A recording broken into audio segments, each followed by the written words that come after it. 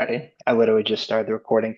I'm just gonna talk Well, for whoever's watching it. I'll wait until your interpreter comes, but then we'll get the meeting started. So we had a little mix up with how the meeting was gonna be recorded. And so I had to start the meeting, and so we're just kind of having people come in as we can. well, does Kate actually hear that? Or do we need to text her? If you want Okay. me to get information, it's better to type it out for now, at least until Julie gets in here, as she's the interpreter. Um, yeah. Okay. As long as you can get the conversation, then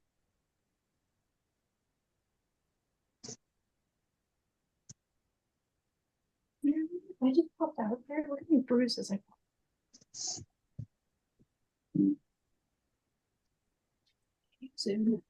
Alrighty, I just let her in.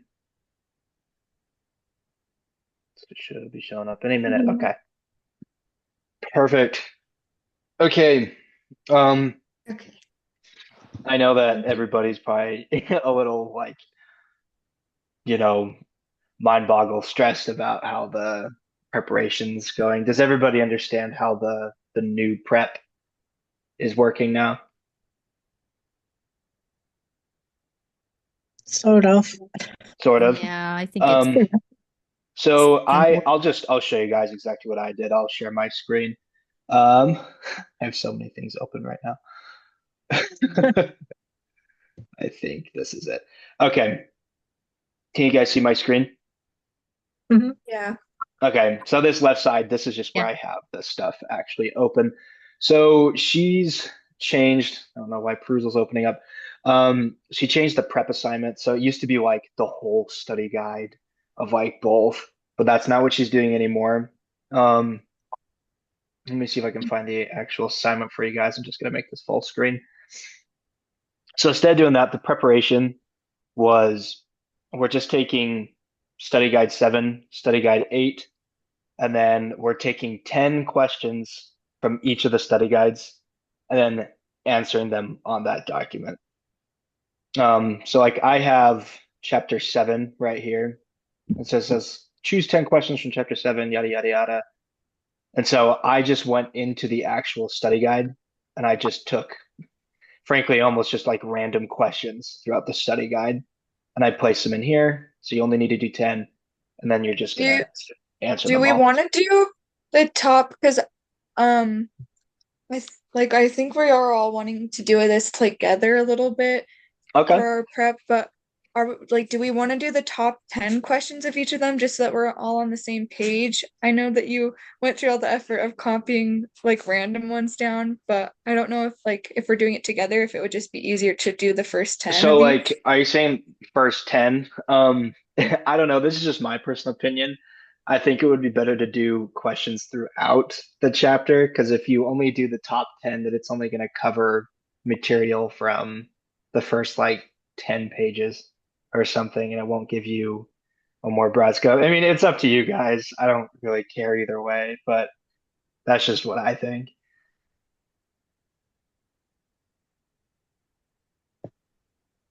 Because like if we haven't if you, all of you haven't made the preparation assignment yet and put the questions in, it would just kind of be the same thing. Because like we'd just be answering these questions together regardless. Has anybody made the prep assignment yet and put those first 10 questions in?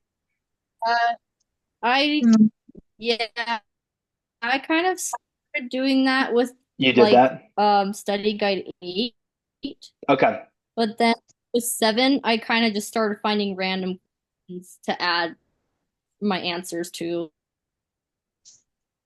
Okay. We Kind of can did it both ways. yeah, let me do you have the document pulled up and maybe you could share the screen with everybody? Okay, just letting you Jacob, know. can you let me into the room? I'm now back on my laptop trying to get in. Oh, So like, are you like not in the meeting right now, or? I'm in the meeting on my phone because I was struggling with my laptop to get in, but now I'm on my laptop trying to also get in, but it's saying that I'm waiting for you to allow me to join. Okay, let me see if I can look at that. Okay, there we go. I'm guessing maybe because it's like the same account, it like Yeah, didn't let me know. So you should be joining now.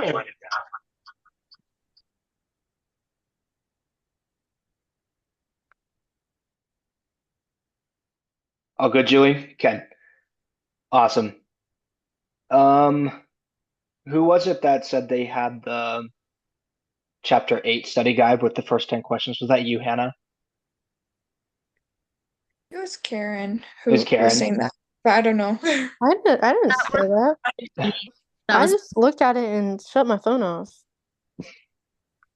no, that was me that said that. Savannah, was that you? Okay. Um, Do you have the document that you could pull up? I should have given everybody sharing abilities. yeah. Let's see. And then we can just kind of I look just at it gotta find. together. Okay, you say you gave Yeah. everyone sharing abilities, but I don't see that in my. Let me see. Oh. So multiple participants can share simultaneously. Because right now it says the options are so multiple participants can share simultaneously, and it says all participants can share right now. I have the sharing option on mine. Okay. Okay, I still can't see it in mine. Are you on your phone? Not for the document. Okay. If all else fails, you probably won't be sharing anything regardless, because we're just going to be looking at Savannah's screen. So we're just going to kind of be working off hers anyway. Yeah. Well, Sorry, I'm trying to find it. It like my document disappeared. yeah, so that is okay, but is she gonna share it with all the rest of us, or we're because Yeah, if she's going to share with the rest of us. She's just looking for the document right now. She said she has the share button. She's just looking for it.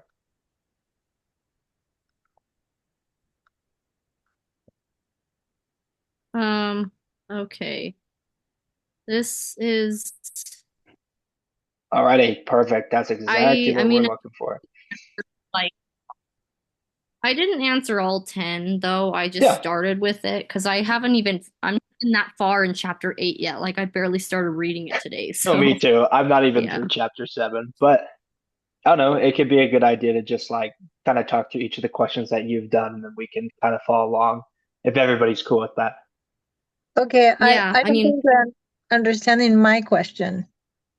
You guys are, you have it open, but are you going to share it with us in our drives so we can contribute to the paper? We each have our own template and we each get to choose our own questions to answer. So we just have to do our part in copying and pasting the questions from the study guide that we're going to answer together because we're probably not going to get through both of these, so we're just answering our own questions after we're done with this meeting. Hmm. So what's the point of this meeting then? To help All each right, other guys, out we on need the to get prep. started. We're doing it Yeah. for credit. Can we just go over the first question right now? Yeah. okay. So the first one in chapter 8 is what is dissociation, what is a somatic complaint, and how do they differ? I I don't actually know have if you no guys idea want to what. just answer that yourself. Yeah. Based on Hmm. your answer, what's a somatic complaint? Because like I have an idea of what dissociation is, but based off your reading, what'd you get?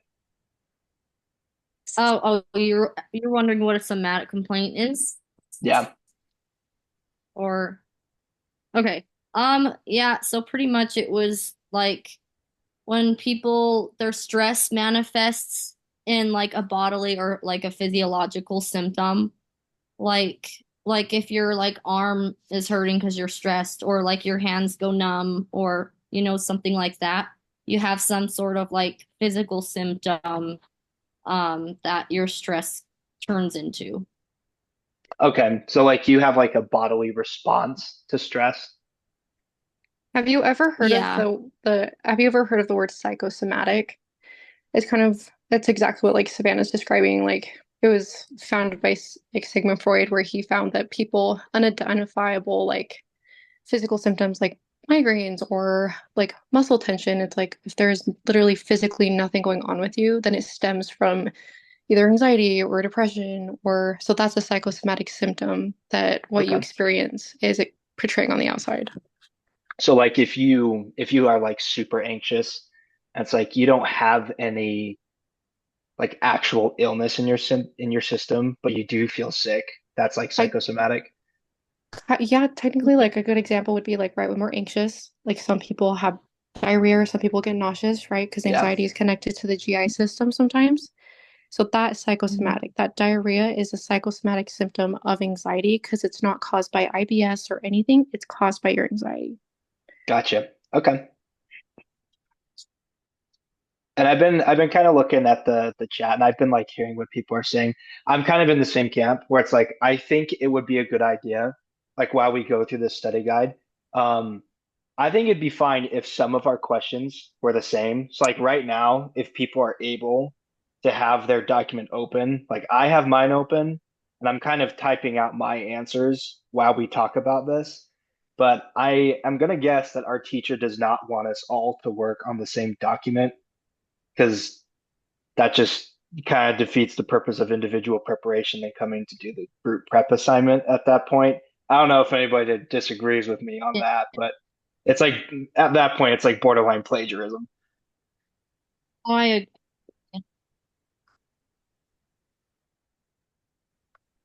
Yeah, I I think think I that's agree with totally that. fine. Okay, because like Um, I have that next question that Savannah has on her documents, like define somatization and how is it different from somatic complaints. So we can talk about that one, and if people want to put that in their document as well, we can answer that together. mhm. Does that work for everybody? It's perfect. Okay. Alrighty. Because I haven't I haven't really gotten to that part yet, so I'm just gonna find it in the reading right now.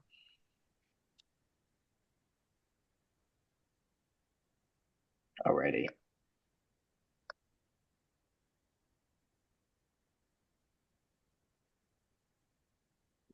So we kind of already answered the question, but according to the text, a somatic complaint um, is like a problem that like presents itself and it's caused by like anxiety or depression, something that's physical that comes from mental health symptoms. Mhm.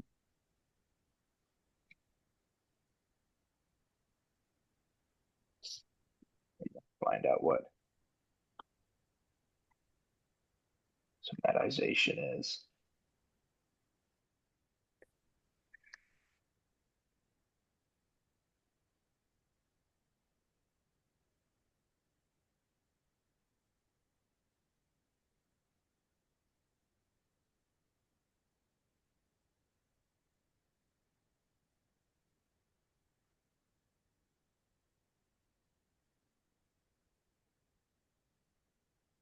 Okay, so based on what I'm seeing, um, somatization, like it's almost completely psychological to physical symptoms. Somatic complaints are just like I'm feeling this, and it's not super like clear what the cause is. Like it could just be any origin, and it's kind of obsessing over those things.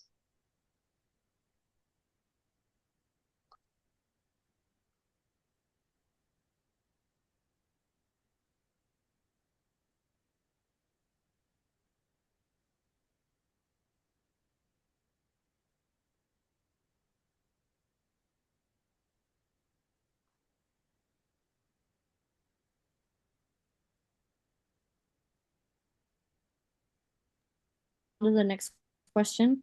Yeah, that works for me. Does everyone feel like they understand? Okay.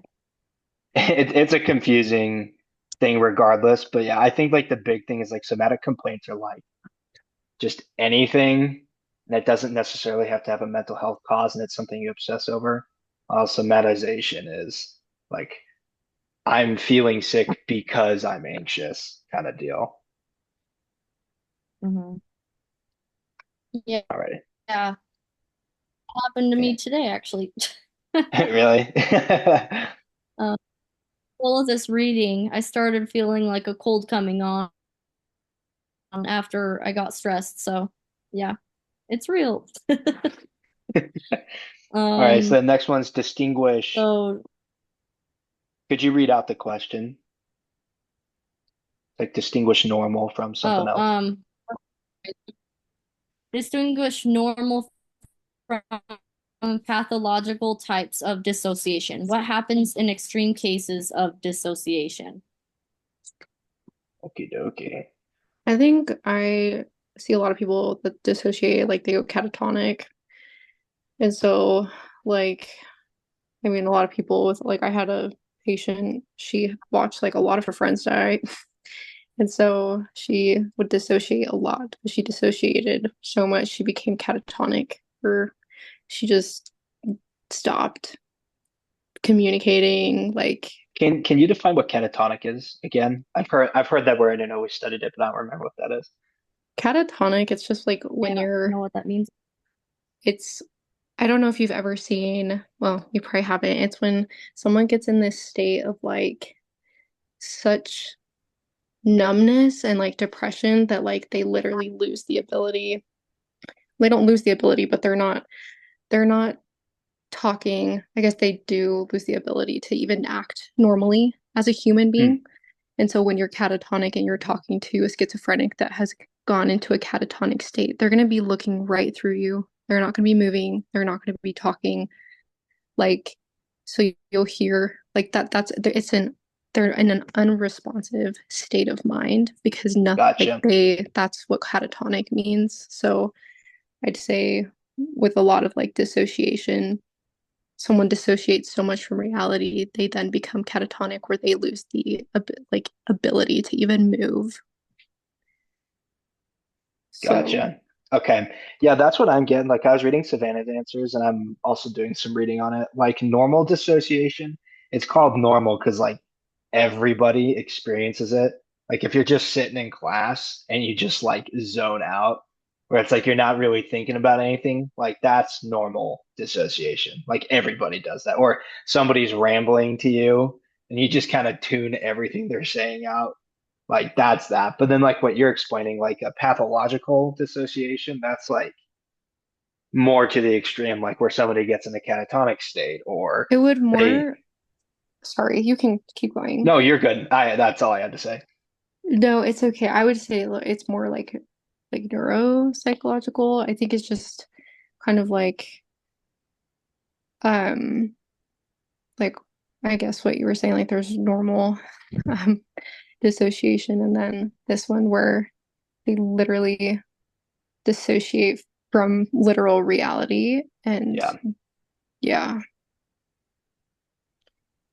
gotcha, Yeah, what gotcha. I put from that one, it was like in line with what Jacob and Karen were saying for like for that one I had that like normal dissociation is like can happen in everyday life and it can be things like daydreaming or just losing your focus, but normal dissociation is like temporary and it's manageable, where pathological it like causes such significant disruptions that it can like cause severe impairment in functioning, which is what like I put for extreme cases it can cause impairment, but with pathological dissociation it just causes those significant disruptions in our awareness, in our like identity, in our memory, and they just can like impair how we function, where normal is just things that everyone like normal dissociation everyone experiences. Yeah. Yeah, I feel like I have a pretty good grip on that one. That's a pretty easy one to understand, thankfully. Does everybody feel pretty good on that question? Yeah. Okie dokie. Okay, next one. This is gonna be a long one.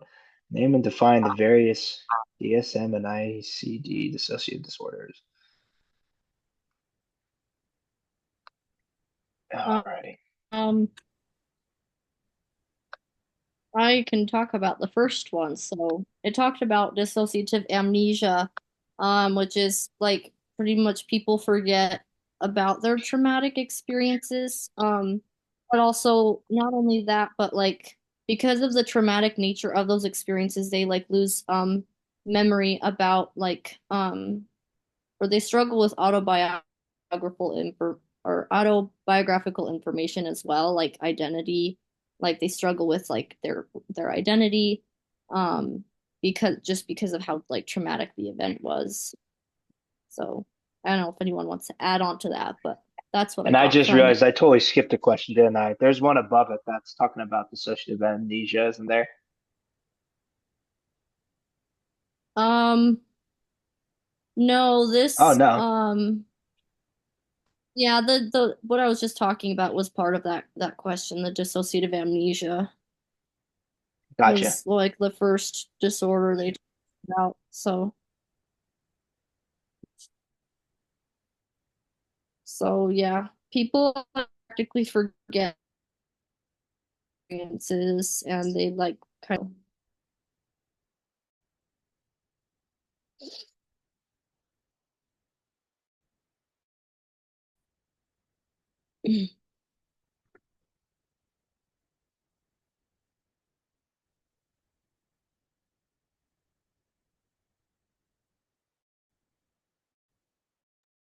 I definitely feel like this is like a bigger and more prolonged question than I think most people would like do on their own.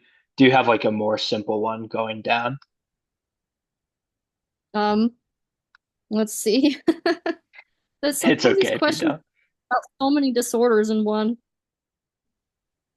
This is probably a better one to answer. Why do Gotcha. some clinicians believe the concept of dissociation should be removed from DSM and ICD? What do they mean when they refer to DID as an ia- iatrogenic condition? Copy that I don't know how to say that word. down.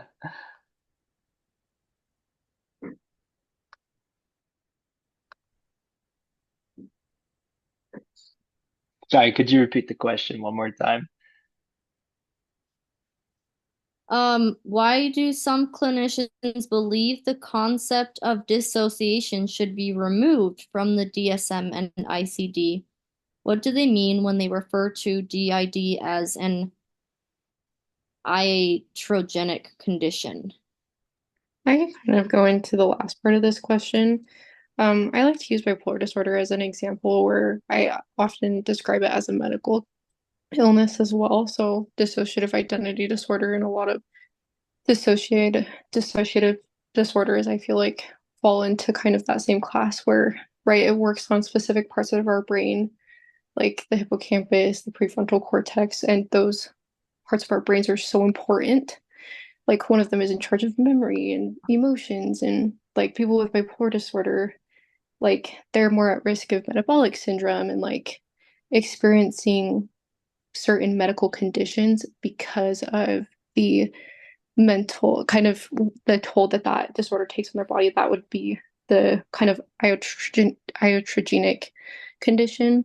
So that's kind of where I would use DID as a good example of that, just because your body is just so affected by not just the multiple personalities that you're experiencing, but because so many neurotransmitters and so many parts of your brain and white matter is literally being harmed by this disorder of itself, your body kind of pays the price as well.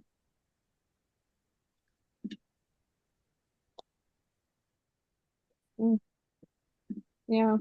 I don't know if that like made sense at all. I And think, I don't know. no, it definitely makes sense. Yeah. I'm just writing stuff down. That's why I'm quiet. Is like my but yeah, I have a lot of physical issues too. So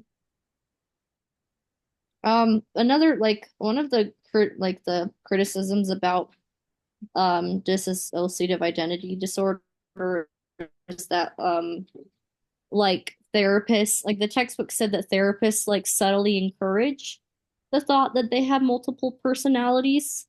And I don't know, it was interesting because some people like argue that DID isn't like an actual like disorder. So yeah, I don't know. I thought that was like hard to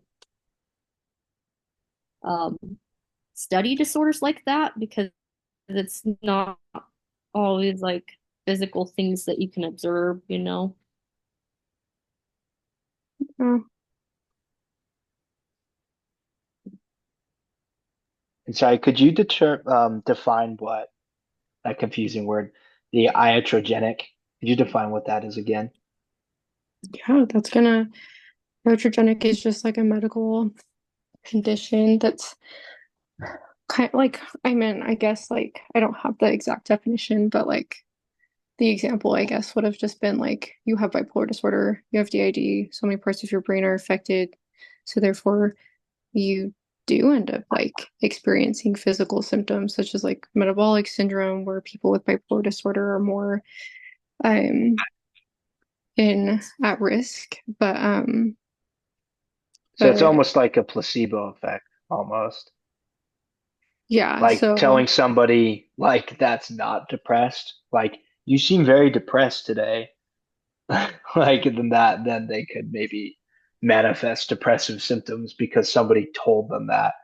yeah, so you're going to see a lot of the iatrogenic come from after somebody gets either done at a doctor's appointment, like let's say like you would go and speak to your family physician about an eating disorder, but instead of helping you overcome the eating disorder, he made you feel like he literally said, hey, you're too pretty to have an eating disorder. So therefore you would experience the iatrogenic sorry, I have speech like the speech prompt, but the iatrogenic where some that person could have caused that, or your disorder could have caused that, or you see it mostly when like you would go to the doctor, you get triggered, so therefore you experience negative side effects. That was, if I could find the most perfect example of the definition of this word, it would be you go to the doctor, so the doctor triggers you, so therefore you have lasting effects from that. So That makes sense. I just use bipolar disorder as an example just because like it can fall under that class, but just triggered it triggers like an illness or something, then you yeah, it's kind of how I'd put it. Did you guys see Kate's comment as well? Let's see. I'm looking She at it made right some now. comments It's too really good. in the chat.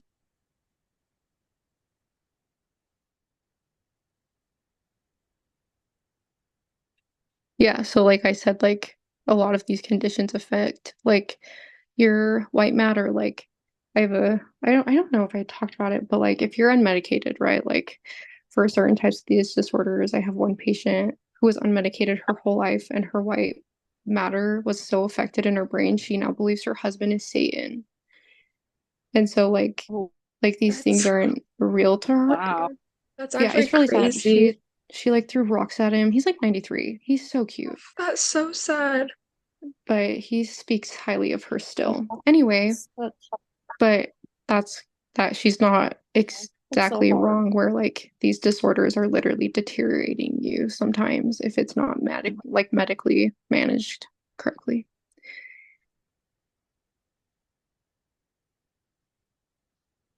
Yeah, for sure.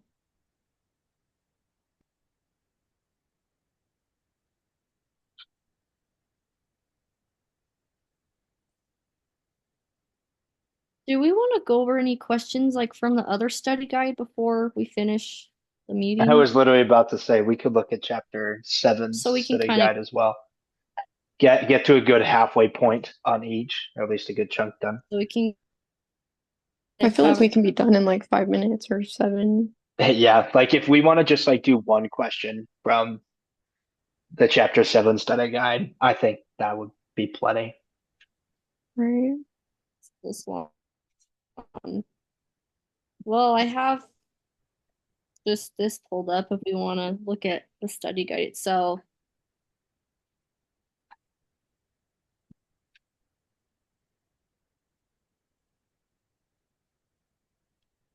So, I actually have a question that I have answered already. I think it's like one of the first ones. I can share my screen if you'd like.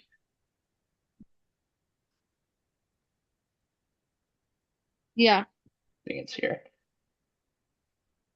Not this one. Let me find it. I have so many freaking tabs open right now. Yeah. Okay, there we go.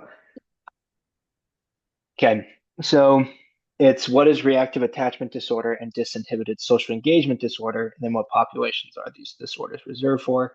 Um, the text says that these are almost exclusively in children, and it's the cause is most likely a neglectful environment, um, whether it be just, a parent not giving the attention the kids need or bad attention.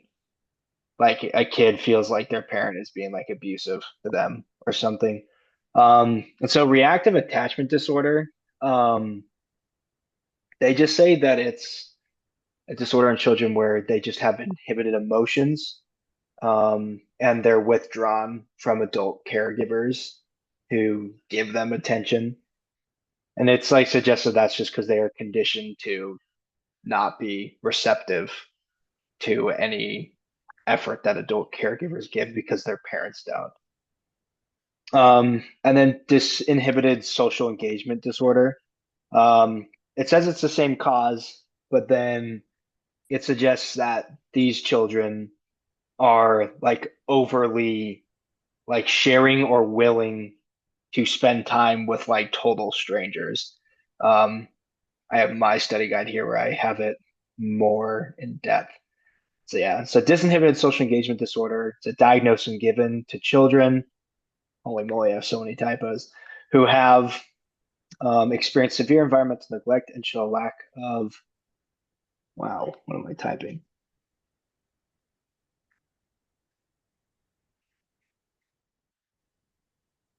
I'm This not must be. seeing the question that you're sharing either. What was that? Oh, I'm just not seeing it on the Oh, really? Yeah, let me see if I can find it. screen. I'm seeing. It's probably because it didn't. Now, can you see it?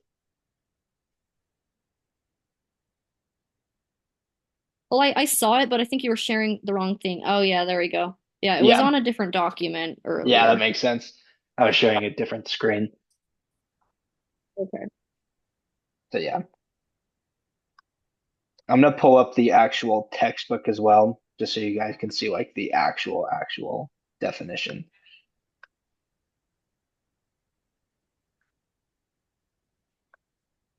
Are Where you you guys at? okay if this is the last one just because I do have to go? Oh yeah, no, it's fine. Me too. Yeah, I think that would be good. Just finishing up this last question. I don't even think I need to pull up pull it up. I think. Do you guys get a good idea of what the two are? Yeah. Where it's just like one is about being not receptive to adult caregivers, and that's the. Oh my gosh, I keep sharing the wrong screen. I'm so sorry, guys. Please don't, I'm not sharing the same one again. Oh my gosh. Whatever. That's okay. One is being not receptive to adult caregivers, and one's being overly receptive to adult caregivers. So it's just What? like both extremes of a neglectful environment. A kid who's super desperate for attention, and a kid who has got no attention, so they're conditioned not to receive it at all. Does that make sense? Yeah, I think it's also important to like differentiate that like comfortability with strangers, right? And Yeah. like, because although they're still caused by the same thing, we just have to remember like each child is very subjective, and the biggest thing between RAD and BSED is going to be that interaction with adults. So, but Okay. I agree with you. Anyway, That works for me. Okay. Yeah, we all know this meeting was going to be chaotic, but I think we got a decent amount done. I think we've defined some good terms. So I'm going to do the exact same thing that I did last time I did this. I was able to get it working. I'm just going to post a YouTube link where it's just my private BYUI YouTube account. And so only teachers and people I've invited can see it. If everybody's still just cool with that. That works Yeah. for me. Yeah, Okay, that's fine. cool. And then who wants to do the meeting next week? If I figure it out, then I'll do it. If I don't, I'll let you guys know. Yeah, Zoom is really screwy. Like that's the only reason I do the YouTube thing because it doesn't let me record the cloud. Karen said that it wouldn't let her record, so it's just, what do you do? I feel like it's always just the recording that's the issue. So Yeah, it's Yeah, all good. We'll get it figured out. have a good night, guys. For me, Okay. it just takes